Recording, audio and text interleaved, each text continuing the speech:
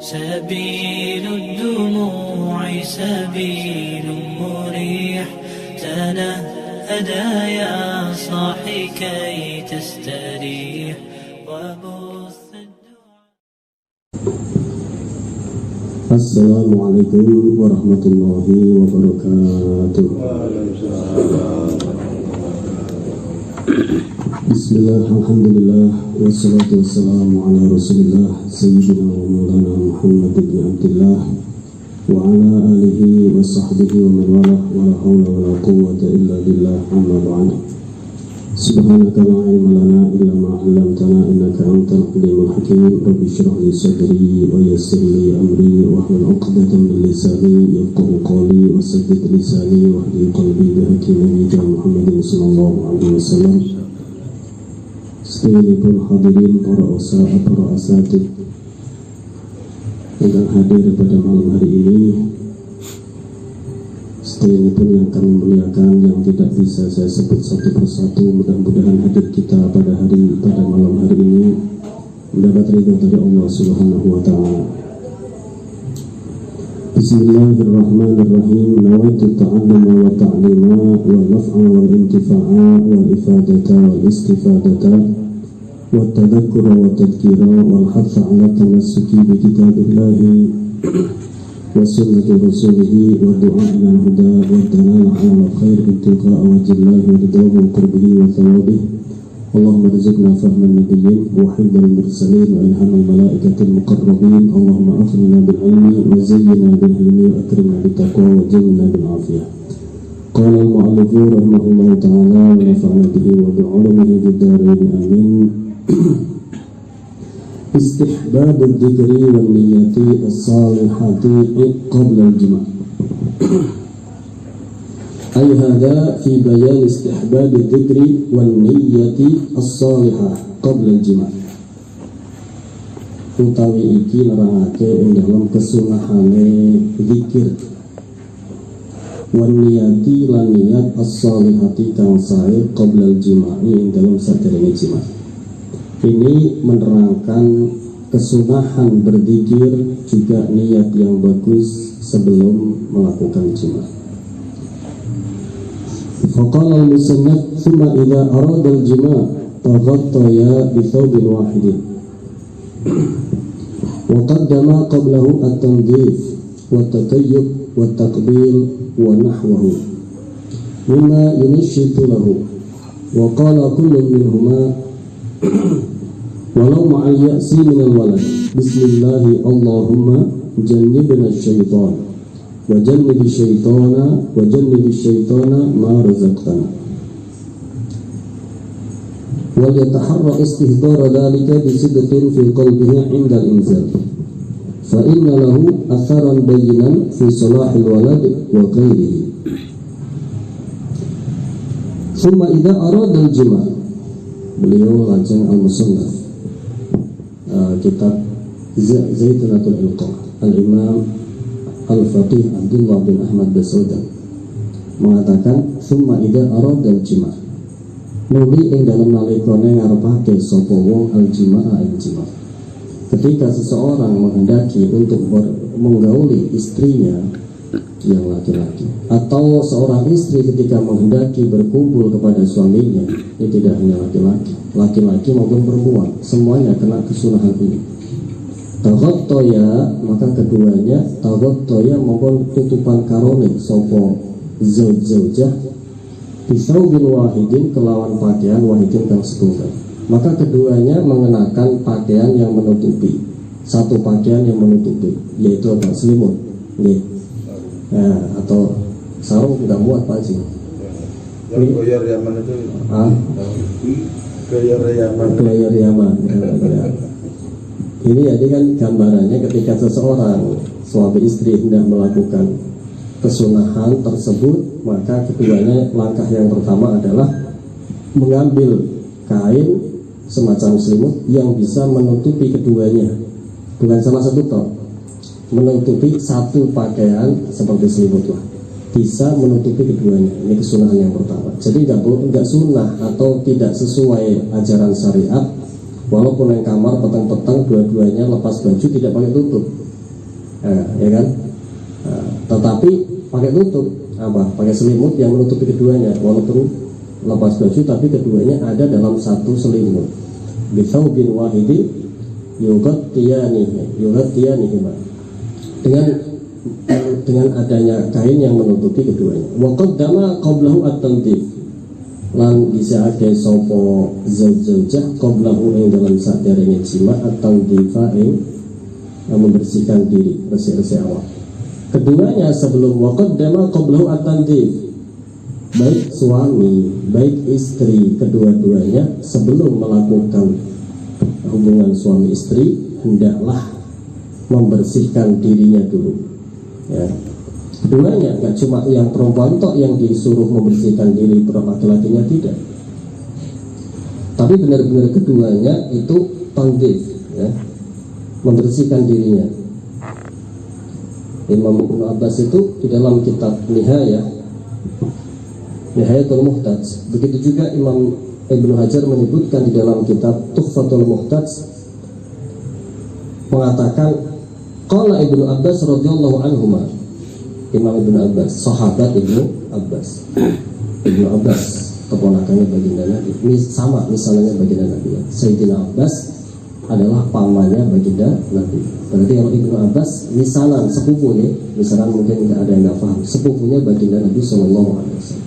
Ini diantara orang yang paling alim dalam segi ta'wilul Quran, dan paling diantara orang yang faqih, yang alim, yang keilmuannya luar biasa. Sampai di dalam kitab Hilyatul Auliya atau Syiar A'lamin Nubala, Sayyidina Umar bin Khattab pernah mengatakan, andai saja ini seorang anak ini, yaitu Sayyidina Ibnu Abbas, lahirnya itu sama dengan kurun kita, sungguh dia akan menjadi paling alim-alimnya orang di antara kita. Sayyidina Umar saja mengakui. Cuma Sayyidina Abbas kan kurunnya di bawah Sayyidina Umar, nggak sepantaran. Ibarat aku seumur sendiri, Sayyidina Umar ulama gede lah, orang alim. Tapi Sayyidina Umar mengakui keilmuannya Ibnu Abbas, orang yang sangat alim luar biasa. Beliau mengatakan, dan ahli ta'wil hadis, ahli tafsir hadis, dalam ayat walahunna mithlul ladzi alaihinna, walahunna mithlul ladzi alaihinna, lan iku tetep kanggene wong wedon mithlul ladzi utawi umpamane perkara alaihinna kan tetep wajib ing atase wong wedon. Ini ayat ini ditafsiri uhibbu an atazayyan li zaujati kama uhibbu an tatazayyan li hadhihi ayat. Imam Ibnu Abbas mengatakan, saya pun uhibbu, menyukai, saya pun berhias-hias dulu untuk istriku sebagaimana saya suka istriku pun merias dirinya sebelum menemuiku. Nah, ini berangkat dari ayat apa? Walahunna mithlul ladzi alaihinna. Itu Ibnu Abbas memaknai seperti itu. Jadi tidak hanya perempuan tok yang disuruh mandi dulu, pakai wangi-wangi dulu, pakai pengharum dulu, pakai bersih-bersih semuanya dulu. Laki-laki pun seperti itu. Oke. Ini. Wa qaddama qabla at-tanzif wa at-tatayyub, lan memakai wangi-wangian. Wa at-tatayyuba lan memakai wangian. Wa taqbila lan takbir, berjumpa rayu. Wa nahbahu, ya, berjumpa rayu. Wa taqbila lan berjumpa rayu, sorot semuanya dia ngambung. Wa nahwahu lan sepadane iku. Wis ora usah ditawa-tawane. Enggak ada konsentrasi ya sini. Ya. Jadi itu sunnah yang sepatutnya dilakukan oleh suami istri sebelum melakukan hubungan yang sunnah tersebut, yaitu menutup keduanya dengan satu pakaian yang bisa menutupi keduanya seperti selimut yang luas, yang lebar, dan keduanya sebelumnya harus sudah membersihkan dirinya, baik yang laki-laki maupun yang perempuan, tidak perempuan dong. Sebagaimana tadi perkataannya Imam Ibnu Abbas, untuk uhibbu an atazayyan li zaujati, inni uhibbu an atazayyan li zaujati kama uhibbu an tatazayyan li. Saya pun berhias, membersihkan diri saya, memakai wangi-wangian untuk istriku sebagaimana saya pun menghendaki, menginginkan istriku pun memakai wangi-wangian, berhias, bersolek dan sebagainya untukku. Dari ayat tadi walahunna mithlu alladhi alaihina. Ini pendapatnya Imam Abbas. Wa huwa a'lamun nas bi ta'wil. Min a'lamin nas bi tafsir al-hadis, min tafsir al-Qur'an. Kemudian at-tatayyub wa taqbil wa nahwahu mimma yunashidu lahu, mimma saking perkara-perkara yunashidu kang mengatakan apa lahu maring jiwa. Mimma yunashidu lahu, dari perkara-perkara yang bisa membangkitkan semangat untuk jiwa. Nah, ini juga disunahkan. Ya. Ini vulgar, ya gimana lagi? Ya. Ya bukan vulgar orang ini ngaji. Ya semua audiennya juga sudah cukup umur semua, ya. Lewat umur, malah cukup umur, lewat umur. Wa qala lan dawu sapa wa qala lan ngucap sapa kulun saben-saben suci min huma saking zauj-zaujah walau ma'al ya'si senajan ing dalam semertane putus asa minal waladi saking duweni anak. Bismillahi Allahumma jannibna asyaitana wa jannibish syaitana mimma razaqtana. Bismillahi kelawan nyebut asmane Gusti Allah.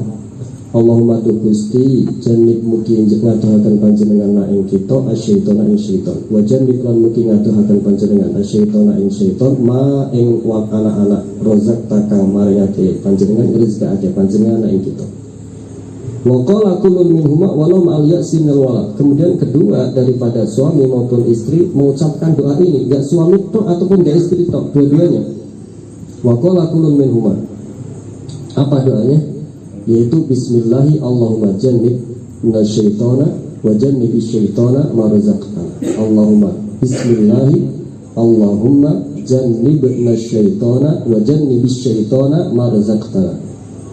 Kedua-duanya mengucapkan doa ini. Ya Allah, dengan menyebut nama Allah, ya Allah jauhkan syaitan dari kami, jauhkanlah kami dari syaitan, dan jauhkanlah syaitan dari apa yang akan engkau rezekikan kepada kami daripada keturunan.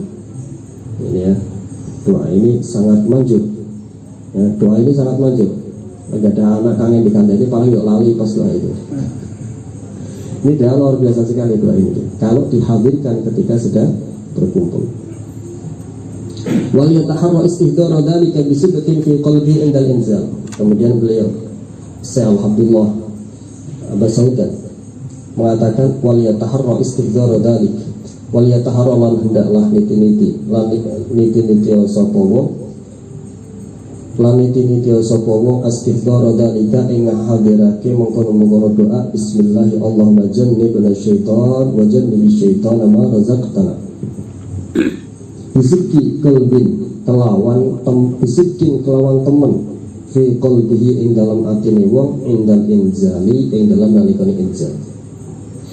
Kemudian beliau Al-Alim Al-Allamah As-Syekh Abdullah bin Ahmad Basaudan melanjutkan hendaklah merumus untuk mencetak anak yang soleh, anak yang alim, anak yang berkualitas, yang manut, dinasehati, tidak keras hatinya, mudah menerima rau'idah. Begini kata beliau, wal yataharra istihdara dzalika bi sidqin fi qalbihi indal inzal. Hendaklah selalu kita itu berusaha, berupaya taharra, kita berupaya dengan sangat untuk menghadirkan doa tadi dengan benar-benar hati yang hadir bi sidqin fi qalbihi, dalam atine wong, di dalam hatinya, indal inzali nalikane ketika inzal kita benar-benar hadirkan itu doa Allahumma bismillahi Allahumma jannibna syaitana wa jannibish syaitana ma razaqtana. Fa inna lahu, beliau melanjutkan, Syekh Abdullah bin Ahmad Basaudan melanjutkan, fa inna lahu krana sak temene fa ta'liliyah, fa inna lahu krana sak temene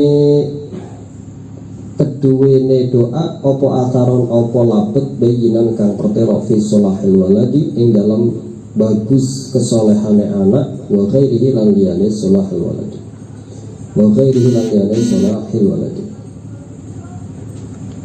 Beliau melanjutkan, karena menghadirkan doa tadi, jadi di samping ketika hendak berkumpul disunahkan doa tersebut secara lisan kedua-duanya, begitu juga ketika sudah hendak inzal atau dalam keadaan inzal keluar air mani, kedua-duanya ketika dalam posisi inzal, apa bahasanya? Bahasa kecilnya inzal apa? Ya wis, tahu bahasa. Ketika inzal, ketika keluar air mani, itu klimaks. Ya lumayan ada bahasanya kekinian. Anak muda paham kalau dia semakin misalnya gak paham lah pada itu. Ya. Saya sepuh klimaks. Jangan terlalu vulgar, Pak. No. Ya yang lah klimaks. Ya, ketika sedang klimaks, kedua-duanya menghadirkan doa tersebut dengan hati yang penuh konsentrasi yang sungguh-sungguh. Bismillahi Allahumma jannibna syaitana wa jannibi syaitana mimma razaqtana aw ma razaqtana. Dia mengatakan ini kunci untuk mendapatkan anak yang soleh di sini. Fa inna lahu atharan bayinan, ada benar-benar pengaruh hasil yang bayinan yang sangat nyata fi solahil waladi wa ghairihi, di dalam menghasilkan anak-anak yang soleh yang luar biasa dan lain sebagainya daripada anak-anak yang diridai atau yang bisa dibanggakan. Jadi itu rumusnya di situ. Boro-boro kelingan pantesan ya. Jadi kan Allah itu mempersilahkan syaitan untuk apa? Untuk bersekutu dengan manusia. Di dalam apanya? Di dalam makannya dimonggoke, ya kan? Di dalam minumnya dipersilahkan, di dalam pakaiannya dipersilahkan, hatta di dalam istrinya dipersilahkan. Nah kalau tidak baca seperti ini, ya jadi anak wujudnya menungso, ahlaknya gak sekira menungso. Ini mungkin lupa ini, boro-boro kelingan posa, wudhu biar sempat bisa kadung peteng. Jadi ala kulli hal ya, bagi orang yang ingin menghendaki anak yang soleh, sepatutnya tidak meninggalkan doa ini, wabil khusus ketika sedang klimaks, untuk menghadirkan doa ini dengan sekonsentrasi mungkin di hati masing-masing. Karena ini beliau mengatakan, Al-Asy Abdullah bin Ahmad Basaudan mengatakan, fa inna lahu atharan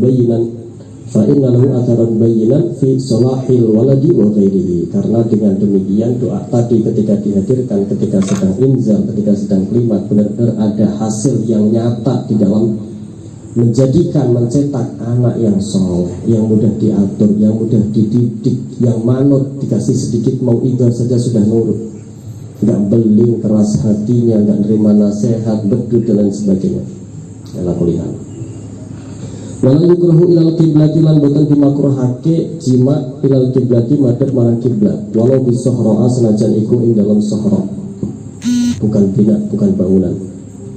Ini kan kalau sedang qadil hajat, kalau sedang buang air kecil atau buang air besar, fikih mengatakan hukumnya tidak boleh menghadap kiblat atau membelakangi kiblat. Bisa haram, ya kan? Bisa haram kalau tidak di abniyah atau di sohrok, kalau di tempat lapang. Kalau di bangunan yang yu'addu lidzalik tidak apa-apa. Kalau di dalam bangunan yang memang disediakan untuk qadil hajat, untuk buang air kecil atau buang air besar, ya tidak masalah. Tapi kalau di tempat lapang seperti sohrok, seperti lapangan, menghadap kiblat atau membelakangi kiblat kan makruh atau bisa sampai haram di dalam fikih kita. Itu kalau qadil hajat, tapi di dalam jima tidak. Ya. Mengumpul istrinya walaupun menghadap kiblat atau membelakangi kiblat tidak kena hukum makruh, apalagi haram. Walau bisohroa, walaupun bahkan hatta di tanah lapang, sohrok alias tidak di bangunan, tidak di rumah, tapi di tanah lapang. Kalau qadil hajat di tanah lapang hukumnya lebih berat karena tidak ada penghalangnya di dalam menghadapi kiblat atau membelakangi kiblat.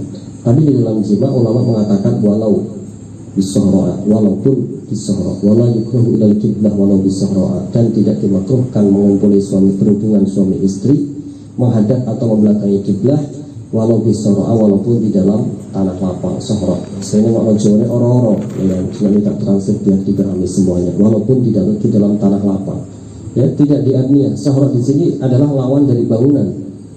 Entah itu gurun pasir bisa masuk, entah itu lapangan yang masuk, entah hutan yang masuk, sawah yang masuk, sungai masuk. Yang penting tidak di bangunan, tidak di rumah, hotel, gedung, bangunan yang memang disediakan untuk itu. Nah, itu ya. Wa yukrahu lil makruhati wa takalumu ahadihima athna'ahu. Nah ini sama. Qadil hajat, ketika buang hajat itu makruh berbicara, dan di sini pun makruh berbicara. Wa yukrahu lil makruhkan wa takalumu ahadihima, apa ngomongnya salah sijine zauj-zaujah, suami istri. Athna'ahu ing dalam pertengahan jiwa. Makruh hukumnya bagi seorang suami istri ketika sedang menggaulinya saling berbicara atau salah satunya berbicara. Ini hukumnya makruh. Ini ya, kalau ingin dapat anak yang soleh ya hindari kemakruhannya. mesti dari segala macam aja dapatnya, belum tentu soleh, bisa setengah soleh lumayan. Ini tapi ya wayukrohu, mungkin kita jarang perhatian dengan yang ini.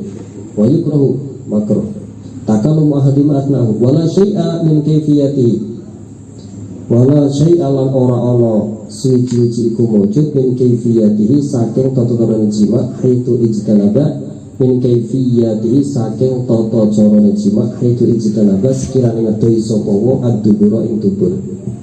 Wala syai'a min kaifiyatihi haitu ijtanaba ad-dubur, dan tidak ada larangan, tidak ada haram, tidak ada masalah apa-apa dia mendatangi istrinya dengan metode gaya apapun yang dia mau, nggak ada masalah, bebas. Ya mau gaya begini begitu, kayak terbang, kayak kupu-kupu, wis terserah wis. Satu tok larangannya dalam agama, haitu ijtanabat dubur, sekiranya dia tidak mendatangi jalan belakang, dan tidak mendatangi ketika sedang haid. Jadi kalau di sini disebutkan satu karena memang sedang tidak membahas muharramat, ya. Kalau di dalam haid kan sudah dibahas dalam yahrumu bisa badul haidi, ya kan, haram sebab haid diantaranya kan jima, ya kan, atau mubasyarah bisyahwah bainal surah warubah. Ada dua pendapat di situ. Nah karena sudah dibahas di situ tidak disebutkan di sini, tapi kesimpulannya berarti ada berapa? Ada dua. Gaya apapun boleh dilakukan, yang penting jangan dilakukan dua perkara. Satu, jalan belakang nggak boleh. Yang kedua, sedang haid juga tidak boleh. Makanya Al-Quran itu mengatakan faktu harfakum an-nasyitum. Faktu mongko nakanono sirokabi hartakum ing tandurane sirokabi anna ai kaifa syitum, hale kaya apa karep sapa sirokabi. Silahkan datangi istrimu dengan model gaya apa aja, mau dari depan, mau dari belakang, mau dari samping, yang penting ijtanabat dubur. Tidak boleh mendatangi jalan belakang, dan tidak boleh mendatangi ketika sedang dalam haid dari pusar sampai lutut, atau yang boleh tetapi yang penting tidak water. Yang penting tidak water. Wa illa ma yakdi, kecuali gaya atau posisi yakdi kang menghukumi sapa tabibun, sapa seorang tabib, mahirun seorang dokter, mahirun kang mahir yang benar-benar mumpuni, adlun kang adil. Syaratnya harus adil. Kalau dikatakan adil ini berarti harus muslim. Gak ada ceritanya dikatakan adil tapi tidak muslim. Paham itu ya fikih, bahasa fikih. Kalau dikatakan dalam fikih ada kata-kata adlun, pasti dia harus muslim. Karena kalau tidak muslim, setinggi-tinggi derajat kefasikan, adil lawannya adalah fasik, ya. Setinggi-tingginya derajat kefasikan adalah kufur, ya. Jadi api-api wong yang bukan muslim, dia sudah menyandang gelar fasik tertinggi, makanya buatan angsal. Paham ini dia? Tabibun adlun, berarti dia harus muslim, karena ada qaid harus adil.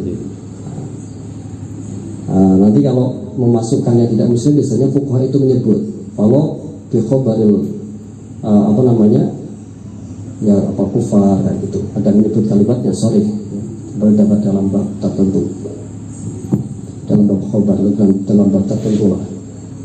Nah ini adilun yang adil. Jadi kita artinya ya anak-anak generasi muslim itu ya harus ada yang ahli fikih, harus yang ada jadi dokter, harus ada yang ahli itu, harus ada, semuanya harus ada. Berarti kalau lihat yang seperti ini harus menemukan, harus nih adilun yang adil.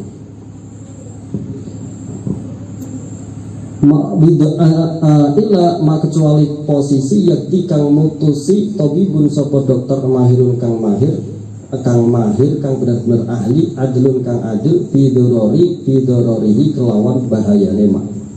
Nah kecuali posisi yang memang ada dokter ahli yang dia itu adil, mengatakan jangan seperti ini, posisi seperti ini itu akan mendatangkan madarat yang besar. Nah itu baru hukumnya tidak boleh. Kalau tidak ada persaksian seperti itu dari dokter yang mahir, semua gaya apapun boleh. Haitu ijtanabat dubur, yang penting tidak mendatangi dari jalan belakang. Wa yahrumu dzikru tafasilihi, lan haram apa dzikru tafasilihi, menuturkan rincian-rinciannya jima. Ya, enggak boleh. gaya A, gaya B, gaya dari depan, dari belakang, secara rinci dituturne, disebutkan, diceritakan, mboten angsal, wa yukrahu makruh, wa yahrumu haram.